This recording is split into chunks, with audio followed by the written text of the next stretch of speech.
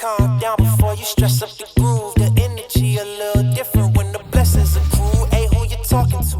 Runaway guys, RHOA reunion. It's about that time again for the Real Housewives of Atlanta Season 13 reunion. And judging by these photos that were just released, this one is going to be spicier than ever. Dance hard like I'm on my tiptoes, baby. You think a little too small, I got big goals, baby. It's Justin Diego back with another Bingeworthy video. And today, let's talk about the Real Housewives of Atlanta Season 13 reunion and how our girls showed up and showed out in high fashion dungeon couture. Now, before we get started sipping this tea, go ahead and like this video, click that subscribe button, and you already know you want to hit that bell button so you officially join me and my binge watchers and are first to get updates about binge-worthy videos like this. Hi, reunion. Season 13, my second reunion. I'm so excited. I work too hard for it, yeah. Don't mess up the mood. If you watched my last video, you remember us talking about all of the drama that took place, my predictions for the seating chart, and of course, we went over the theme of this year's Atlanta Housewives reunion. But because the block was so hot, thanks to Miss Rona V and all these new safety precautions, I wasn't able to get my hands on any photos from inside the reunion until now. And I have to tell y'all, it was definitely worth the wait. With our 5 peach holders coming in hot, we can tell that Bravo took this dungeon theme really serious. With Kandi Burruss confirming to a fan on Instagram that the theme of this reunion was officially 50 Shades of Grey dungeon style. And I'm gonna go ahead and call it.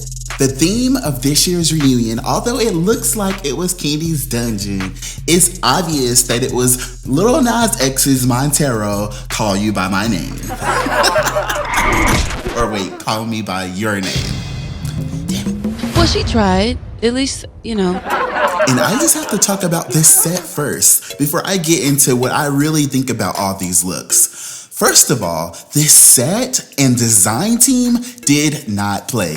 I'm loving these 2 poles. They definitely set the mood for me with the gold accents, the marquee lighting, and all of these little bells and whistles. It's the details for me. I'm shook with the mannequins having on some form of Kandi's bedroom candy inspired mask, and these green chairs definitely contrasted nicely with all of the black and red accents. This was a job well done.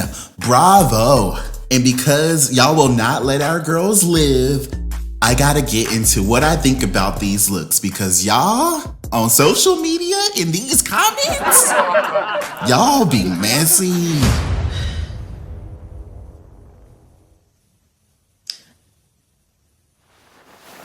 I was gonna say something else, but I'm gonna clamp my tongue. I'm not gonna say that. I'm not gonna say it. I'm not gonna say it. I'm gonna move right along. Y'all already know who my top pick is, but you know, in the spirit of not being biased, I'm gonna go ahead and pick a top 3. I definitely have to give my shout outs to Kandi Burruss, Porsha Williams, and Kenya Moore. I think that Kandi was definitely in theme, and I was happy to see her try something different with her hair. It was literally the leather accents for me. And, you know, Kandi is like the queen of this dungeon, so she came through fully loaded and fully in theme, and I'm not mad at it at all. And Drew Sidora, she came through, I guess, and you know, it was her first reunion, so she showed up. And Porsha Williams, y'all already know, she never disappoints. I remember when I found out about this all-black dungeon theme, I was like, okay, sis, but why didn't you save that dress that you wore to Cynthia's wedding for this? And I gotta be honest, that dress was so fire, I low-key wanted Porsha to wear it again to the dungeon, and I feel like the dress that Porsha ended up wearing was the next best thing. And Kenya Moore. I literally have no critiques. Tonight, you slayed the dungeon challenge and left us begging for mercy. Congratulations, my dear. You are the winner of this week's challenge. No, for real. Why am I like this? Yeah, I really love this look and I wouldn't change a thing about it. Now, Cynthia Bailey also looked really cute, but I feel like I would have liked to have seen her try to take more of a risk with the theme. I just feel like she was just really cute. And you know, that's what we can expect from Cynthia Bailey. Clap if you care. Clap if you care. And our friends of the show definitely came through slaying as well, with Shamia Morton giving royal coming to America energy with a nice little dark twist. But I have to say that Marlo definitely took way more of a risk considering the dungeon theme. Now, if you guys peeped my last video, you know that I was worried about Marlo Hampton because she was scrambling well into the late night looking for a designer to make this dress for her at the last minute. And I worried at the time if her dress was like not approved by production and they like forced her to find another dress at the last minute, causing her to scramble. Now, Marlo hinted at this chaos on her Instagram post where she actually looked even better, saying, "It took one hell of a team." I just wonder what happened, but I'm glad that everything worked out for Marlo because can y'all imagine if they tried to do the reunion without Marlo? Now, some of y'all were going back and forth, never really agreeing about who was actually best dressed at the reunion, commenting saying, Porsha, Candy, and Kenya exclamation point with the heart eyes emojis like 5,000 times. Before Team Twirl threw shade saying, Drew got that dress for $25 in the big kid play section, ... Cause what the F is that? Before another fan chimed in saying, can't believe I'm saying this, but Kenya actually looks great.